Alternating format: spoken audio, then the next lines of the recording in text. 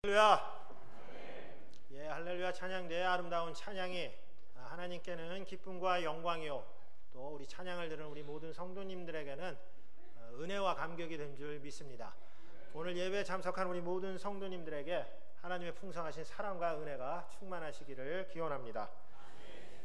이 세상의 모든 종교는 섬기는 신이 있습니다. 그렇죠? 이 신들은 인간을 지배하고 충성과 복종을 요구합니다. 그러나 그 수많은 종교들 가운데서 한 가지 예외인 종교가 있어요. 다 아시겠지만 우리 기독교입니다. 기독교의 하나님은 다른 신들처럼 인간 위에 군림해서 못살게 굴고 뺏어내고 착취하는 그런 신이 아니라 너무나도 인간을 사랑하셔서 인간이 죄 가운데 허덕이는 모습을 보시고서 직접 인간의 모습으로 이 세상에 오셨습니다. 그분은 당시 율법학자들과는 정말로 차원이 다른 말씀으로 사람들을 감동시켰고 인간으로서는 도저히 할 수 없는 놀라운 이적들을 베풀었지만 세상 사람들은요, 그 예수라는 그분을 자신들의 죄를 대속하기 위하여 이 땅에 오신 구세주 그리스도라고는 전혀 생각하지 못했습니다. 그저 조금 실력 있는 율법교사, 안 그러면 세례 요한과 같은 능력 있는 예언자, 예수님을 따르던 열성적인 추종자들조차도, 심지어 가까이에서 지근해서 보필했던 제자들까지도 이 예수를 성경에 기록된 로마의 압제로부터, 이민족의 압제로부터 자신들을 구원할 메시아, 정치적인 지도자 정도로 이렇게 여겼습니다. 오늘 우리가 읽은 누가복음에 나오는 엠마오로 가는 두 제자들도 이와 비슷한 그러한 생각을 갖고 있었습니다. 이들은 뭔가 예수님을 따라다니면 좋은 일이 있을 것 같고, 소위 말해갖고 뭐 한 자리 할 것 같은 그러한 마음가짐을 가지고 예수님을 따라다니면서 정말로 놀라운 광경들을 직접 목격하였습니다. 당시 의술로는 도저히 불가능한 병자들을 고치고요, 귀신들을 쫓아내시고 하나님의 말씀 한마디로 자연을 지배하시고, 그리고 심지어 죽은 자도 살리는 그러한 놀라운 모습들을 보았습니다. 게다가 권위 있는 말씀으로 사람들의 마음을 감동시키고 움직이는 것을 보면서 이 사람이야말로 우리가 찾던, 우리가 기대하고 바라던 바로 성경에서 예언했던 그 메시아구나, 이런 생각을 갖게 되었습니다. 그런데 이게 웬일인가요? 다 아시다시피 그야말로 모든 것을 다 바쳐줘서 인생을 바꿀 거라고 기대했던 그 예수님이 어느 날 갑자기 십자가 위에서 정말 초라하고 보잘것없는 그러한 모습으로 처형을 당하신 것입니다. 이들의 마음이 어떠했을까요? 우리들도 그렇잖아요.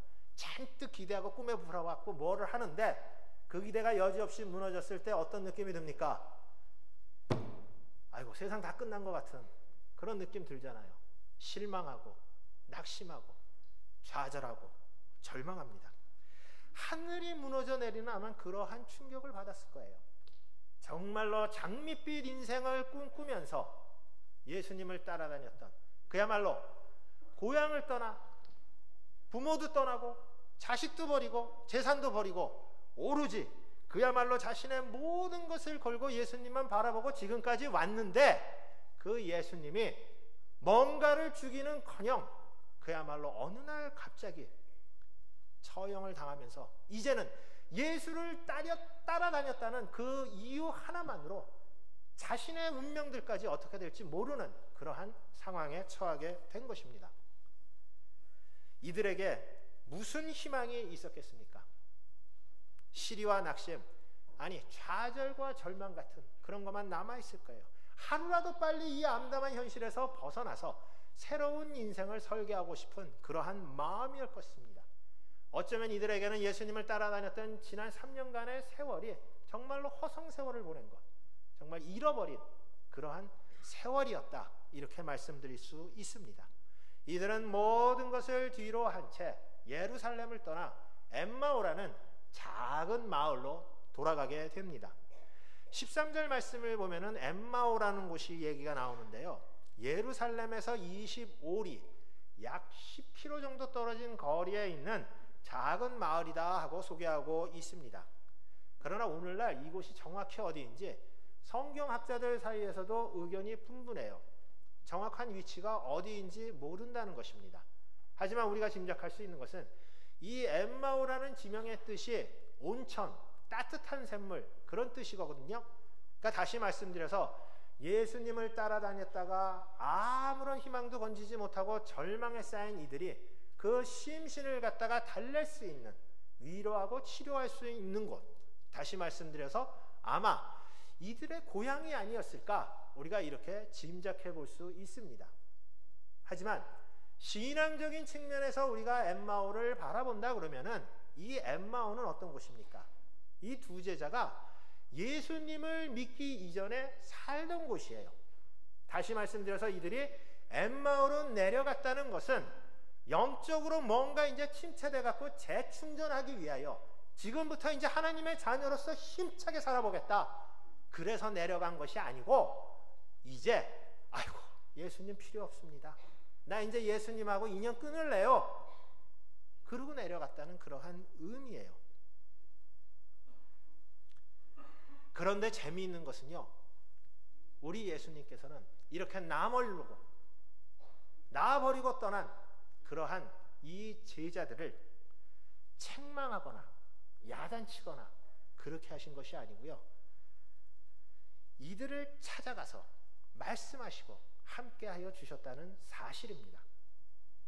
우리도 신앙생활 오래 하고 열심히 하면은 그런 거 느낄 때 있죠. 좀 지치고 피곤하고 그럴 때 있습니다. 기쁨이나 이런 감동 같은 거를 느끼면서 신앙생활을 해야 되는데 오래 하다 보면 그렇잖아요. 매너리즘에 빠지게 돼갖고 적당히 하고 요령하고 뭐 이렇게 타성만 느는 그런 경향들이 있습니다. 예수님 믿고 예배 드리고 그러면은 뭔가 삶도 좀 달라지고 잘 되는 것도 있고 그래야 되는데, 기대하는 것만큼 뭐 이렇게 별로 바뀌는 것 같지도 않고 오히려 내 인생이 꼬이는 것 같고 오히려 잘 안 풀릴 것 같은 그러한 느낌을 들 때가 있습니다. 여러분들 그런 거 느낄 때 어떡합니까? 솔직히 얘기해 보세요. 좀 쉬시고 싶으시죠? 안 그러세요? 예, 그런 거 느낄 때 있습니다. 좀 쉬고 싶죠. 쉬어보셨어요? 좀 쉬었으면 하면서도 사실 쉬지를 못해요. 왜 그렇습니까? 찔려요. 마음이 불편합니다. 그런 점에서 본다 그러면은 우리 예수님은 참 마음이 좋으시고 합리적인 분이다 하는 그런 생각이 들어요. 여러분들이 정말 하나님의 일을 하면서 체력이 바닥나갔고 이거 쉬지 않으면 큰일 날 것 같다 그러면 여러분들이 쉬려는 마음을 갖기 전에 하나님께서 알아서 쉬시라고 그렇게 해주세요. 그런데 내가 영적으로 침체해서 게을러지고 나태해지면은 우리 주님께서 그래 너 쉬어라 그러는 게 아니라 잡아 일으켜 세워둔다는 사실입니다. 내버려두지 않는다는 사실이에요. 왜 그렇습니까? 내버려두면은 그야말로 밑바닥으로 그냥 내려가는 거예요. 다시는 회복하지 못하고 영영 하나님을 떠날 것 같으니, 죄악의 수렁에서 헤맬 것 같으니까 예수님께서 내가 누군지, 네가 그리스도인이라면 어떻게 살아야 할지 마음을 찔리게 하고 불편하게 하셔갖고 깨우쳐 주신다는 사실입니다. 다시 한번 기회를 주시는 거예요. 엠마오로 돌아가는 두 제자에게도 여지없이 예수님은 그러한 마음으로 나타나셨던 것입니다. 그런데 이번에 예수님의 나타나심은 좀 더 특별해요. 바로 돌아가신 지, 부활하신 첫 모습을 갖다가 바로 이들에게 보여주셨다는 사실입니다. 우리가 생각할 땐 좀 그런 것 같아요. 이왕 나타나시려면은 베드로처럼, 그 12제자들처럼요, 예수님을 신실하게 잘 섬기고 직은에서 보필하던 제자들한테 나타나셔갖고 그 살아나심을 갖다 온 세상에 전파하도록 이렇게 하셨거나, 안 그러면은 예수님을 십자가에 못 박은 원수들, 유대 지도자들이라든가 아니면 로마 군병들 앞에 나타나셔갖고 내가 살아났다는 것을 당당하게 보여줘서 저들을 벌벌 떨게 만들거나 그렇게 하지 않으시고요. 누구한테 나타나셨습니까? 오늘 우리가 읽지는 않았지만 글로바라는 생전 들어보신 적 있으세요? 없으시잖아요. 글로바라는 알려지지 않은 제자들과 또 한 사람은 이름도 모르는 제자 앞에 나타나셨습니다. 더군다나 이들은 어떤 사람이었습니까? 예수님의 부활을 기대하면서 예루살렘에서 예수님을 기다리고 있던 그런 사람들이 아니에요. 예수님께 실망하고 모든 것을 다 버리고 이제는 내 살 길 가련다 하면서 주님을 떠나려고 고향 땅으로 돌아가던 그러한 사람들이었습니다. 한마디로 구원의 은혜를 체험하고도 이제는 세상으로 돌아가던 그러한 사람들입니다. 그런데 우리 주님은요, 그들을 찾아오셔서 만나주시고 함께 하였다는 사실입니다. 이게 얼마나 큰 은혜인가요? 스위스의 화가 로베르토 쥔트라는 사람이 그린 엠마오로 가는 길이라는 그림이 있습니다. 한번 보여주시겠어요? 예, 보이시나요? 예, 아름답죠? 예, 이게 화면이 조금 이상해갖고 약간 흐린데 원래는 더 화사하고 아름답습니다. 하늘에서는 이 따사로운 햇살이 비치고 그 푸른 그러한 그 자연 가운데서 우리 주님이 양쪽의 제자들과 함께 이렇게 걸어가고 있어요. 정말 아름다운 그림입니다. 근데 만약 저기서 예수님이 없다고 한번 생각을 해보십시오. 저 두 사람만 걸어간다고 하면 생각을 하면은 저런 색깔의 그림이 아마 안 나왔을 것 같아요. 아무런 희망도 없이 절망 가운데서 고향 땅으로 가니까 우중충한 검은색이나 회색이나 고동색이나 이런 색들로 이렇게 아마 그리지 않았을까 생각을 해봅니다. 예, 이제 바꿔주셔도 됩니다. 예수님이랑 걸어가는 길은 이처럼 아름답습니다. 우리의 인생이 아무리 곤곤하고 힘들고 어렵다고 할지라도 정말 때로는 주님을 외면하고 주님의 그늘로부터 벗어나서 숨으려고 할지라도 우리 주님은 우리가 있는 삶의 현장에 나타나셔서 우리와 함께 하여 주십니다. 그리고 우리와 함께 길을 걸어가십니다. 오늘 우리가 읽은 구약 본문을 한번 보시면요, 그 사방의 합계는 18,000척이라 그날 후로는 그 성읍의 이름을 여호와 쌈마라 하리라 하고 말씀하고 있습니다. 우리가 아는 바와 같이 이스라엘, 정확히 말씀드린다면 남쪽의 유다인데요, 기원전 587년에 바벨론에게 멸망당했습니다. 그때 성전이 파괴되고 많은 사람들이 포로로 끌려갔어요. 오늘 본문을 지은 에스겔도 예루살렘이 멸망하기 10년 전에 기원전 597년에 바벨론으로 포로로 끌려간 제사장이자 예언자였습니다.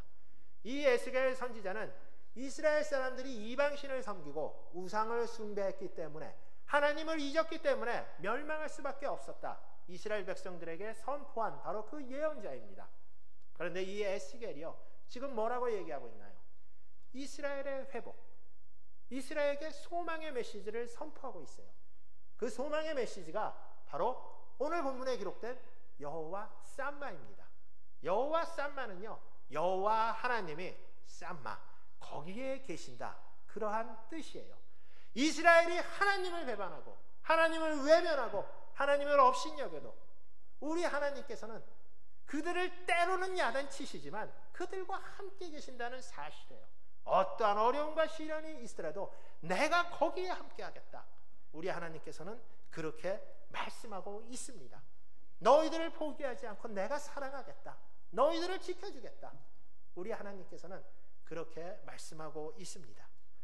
사랑하는 성도 여러분, 하나님은 우리가 하나님을 배반하고 정말로 죄악의 수렁 가운데서 제멋대로 살아가고 있다 할지라도 그 죄악의 현장에 나타나셔서 끝까지 함께 하시는 그런 분이십니다. 과거에도 그러셨고요, 지금에도 그러시고요, 앞으로도 그러실 것이라고 우리 하나님께서는 말씀하고 계십니다.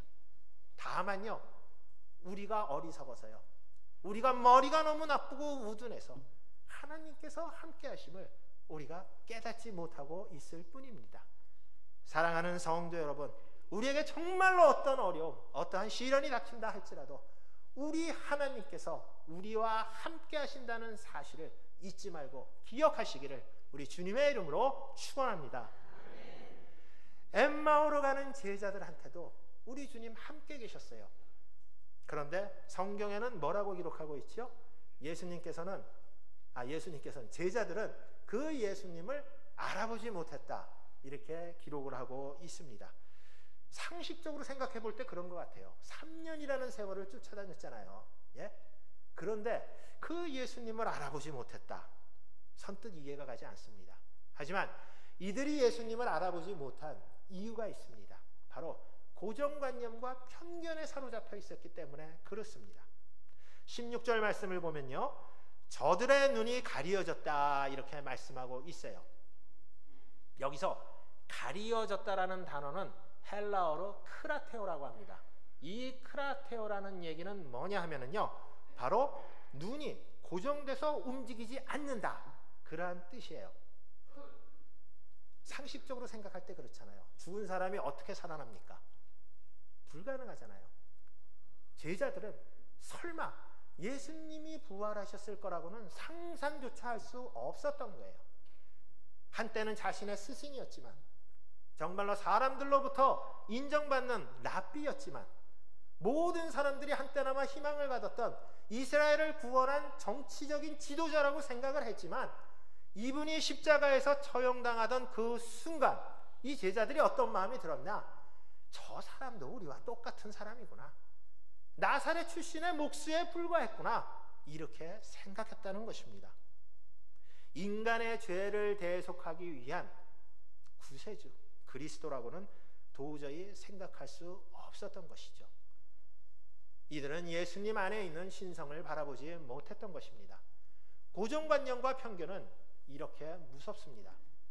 진실을 진실되게 보게 만들지 못하고 진실을 왜곡되게 만듭니다. 부활하신 예수님을 보려고 해도 볼 수가 없었던 것이죠. 옛날에 효성이 아주 깊은 왕이 있었다고 그래요. 근데 이 왕의 어머니가 조금 그랬나 봐요. 왕만큼 못했나 봐요. 죄를 져갖고 벌을 받게 됐는데, 그 나라의 법은 죄를 지으면 매를 갖다가 40대를 때리는 그런 형벌입니다. 사람들이 수군거리기 시작을 했습니다. 왕의 엄마라고 할지라도 모든 사람은 법 앞에 평등하니까 매질을 해야 한다, 이렇게 얘기하는 사람들도 있었고, 어떻게 효성 깊은 왕이 자신의 어머니를 매질할 수 있겠느냐, 수근수근거리면서 왕이 참 어렵게 생겼다, 이렇게 얘기하고 있었습니다. 그때 왕이요, 이렇게 얘기를 했어요. 이 여자를 형틀에 묶도록 하여라. 그래서 묶어놨습니다. 사람들이 설마 정말 매질하나? 이러고 있을 때 왕이 입고 있던 용포를 벗어 던지고 형틀에 묶여있는 어머니에게로 달려가서 뒤에서 꼭 안았습니다. 그리고 형에게 이 죄인을 사정없이 치도록 하여라. 어떻게 때릴 수 있겠어요? 멈추다니까 왕이 다시 한번 명령을 했습니다. 내 말을 거역할 것인가? 사정없이 치도록 하여라. 왕의 지엄하신 어명 앞에 형리가 왕을 때리기 시작했습니다. 사람들의 모습이 어땠을까요? 놀라지 않을 수 없었죠. 사람들은 이렇게 얘기했습니다. 왕이 모든 사람들은 법 앞에서 평등하다 하는 것을 보여주면서 어머니에 대한 효성을 잃지 않았구나, 왕에게 존경과 찬사를 마지 않았다고 합니다. 왕에 대해서 이러쿵저러쿵 얘기했던 것을 부끄러워했다는 얘기죠. 우리의 상식으로 본다면 왕의 행동은 잘 이해가 되지 않습니다. 적어도 한 나라의 군주라면은요, 사면권을 발동해서 죄를 갖다가 사면할 수도 있었어요. 사람들이 좀 수근수근 거린다고 할지라도, 그렇게 하더라도 크게 문제될 것은 없습니다. 하지만 왕은 그렇게 하지 않았습니다. 저는 이 왕의 모습을 보면서 이 왕의 모습이 인간을 사랑하시는 하나님의 모습하고 너무나도 닮았구나 하는 그러한 생각을 해봅니다. 이스라엘 사람들이 기대했던 하나님은 어떤 모습이었습니까? 이민족의 압제로부터 자신들을 구원해주는 어떤 정치적인 지도자의 모습을 그렸습니다. 하지만 하나님은 어떻게 하셨나요? 가장 인간이 가지고 있는 근원적인 문제, 죄의 문제를 해결하기 위해서 자신이 인간의 모습으로 이 땅에 오셔서 십자가에 달려 죽임을 당하셨습니다. 믿지 않는 사람들은 이렇게 얘기할지 몰라요. 이 죽음이야말로 세상에서 가장 치욕적이고 수치스러운 죽음이다. 정말 그렇습니까? 우리 그리스도인들은 그렇게 생각하지 않습니다. 이 죽음은 세상에서 가장 아름답고 가장 고귀한 죽음입니다. 예수님께서는요, 십자가에 달려 돌아가심으로써 자신의 그 죽음을 통하여 고정관념과 편견에 사로잡힌 사람들의 부끄럽게 하시고 스스로 영광과 존귀와 권능을 드러내신 것입니다. 또 하나 이들이 예수님을 알아보지 못한 이유가 있어요. 그것은 뭐냐 하면은 이들의 관심이 이미 예수님이 아니라 다른 데 있었기 때문에 그렇습니다. 이들은 이제 예수님의 모든 희망을 다 접어버리고 그야말로 기댈 것이 없었죠. 이제 우리는 어떻게 살 것인가? 이게 가장 중요한 당면 문제였어요. 예수님이 보일 리가 없었던 것이죠. 여러분들 그렇잖아요.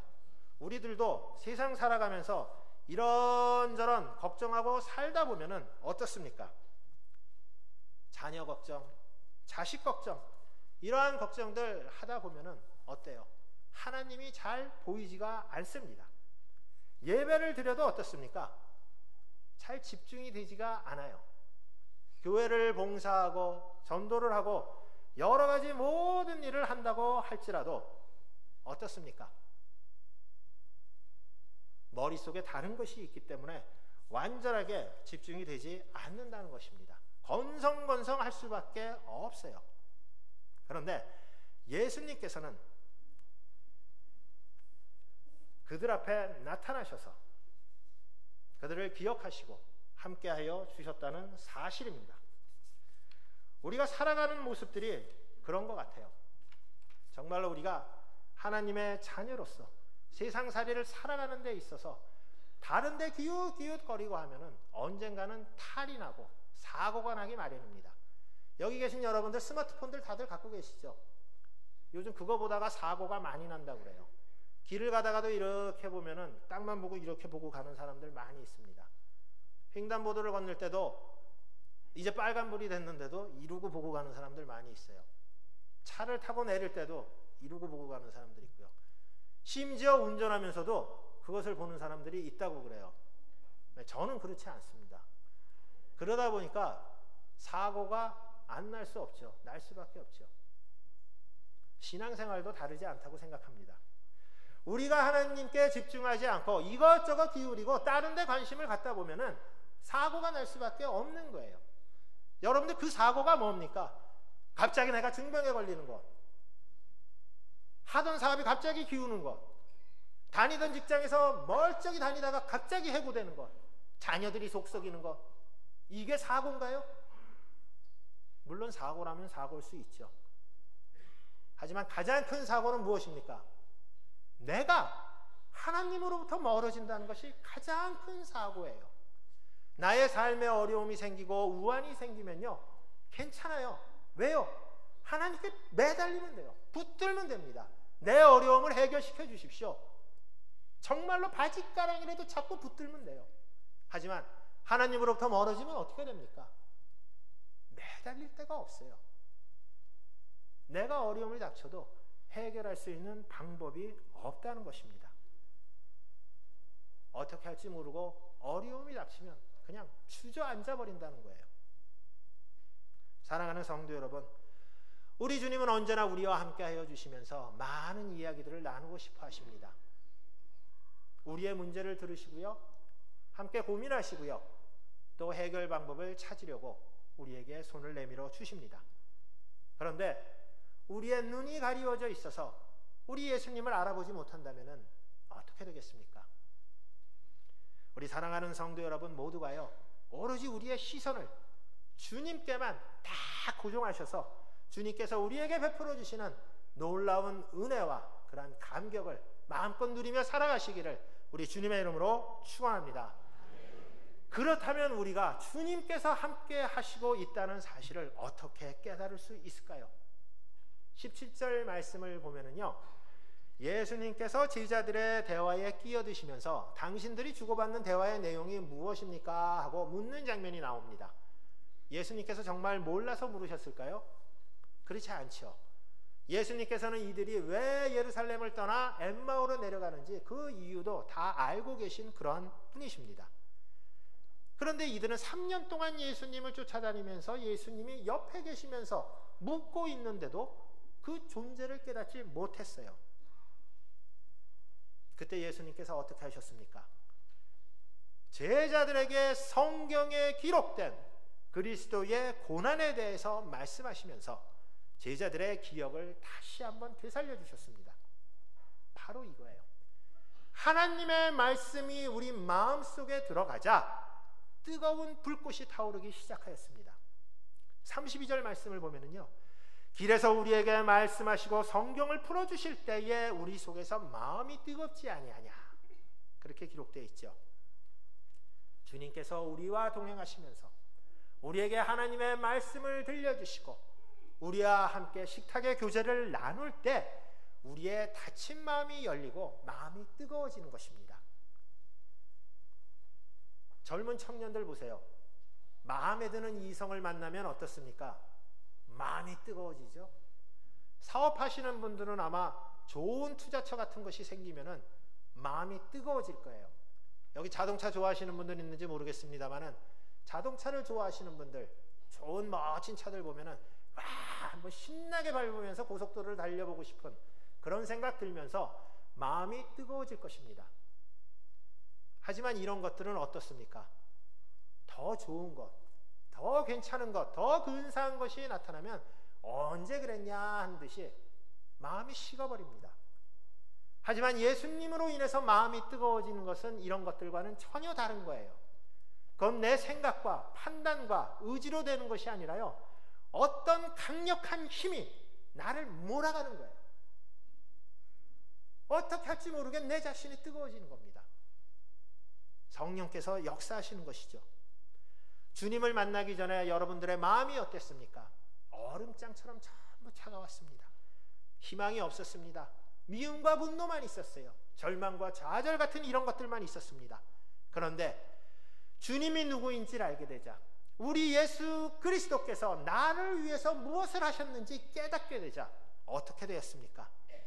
우리의 마음이 뜨거워졌습니다.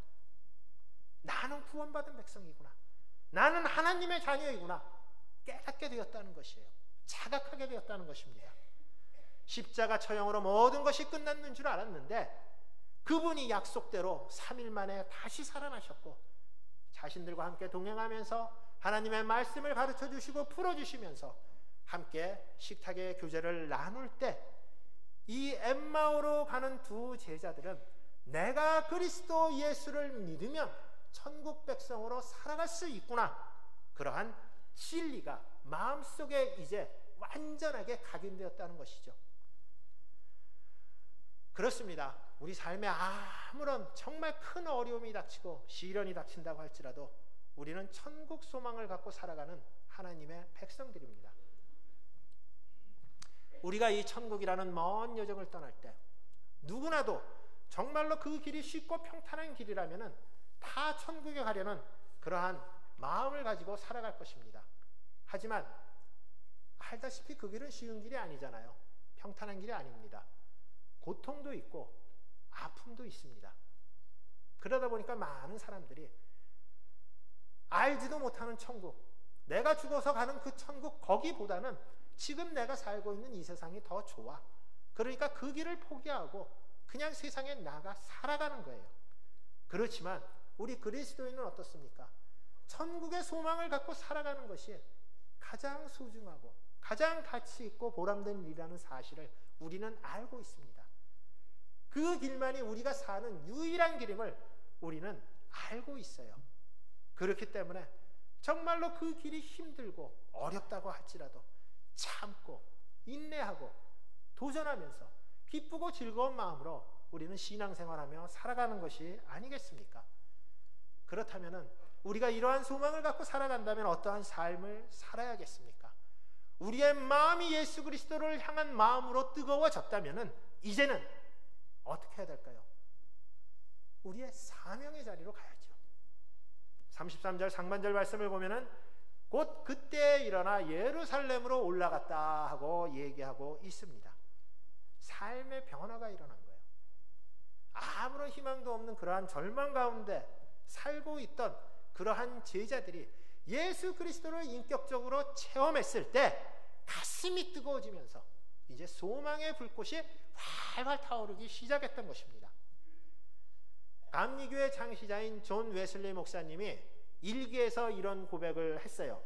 마음에 뜨거워졌던 그 경험을 갖다 담았는데요. 뭐라고 이렇게 일기에 기록을 했냐면은, 내가 이전이나 지금이나 유혹을 받는 것은 똑같습니다.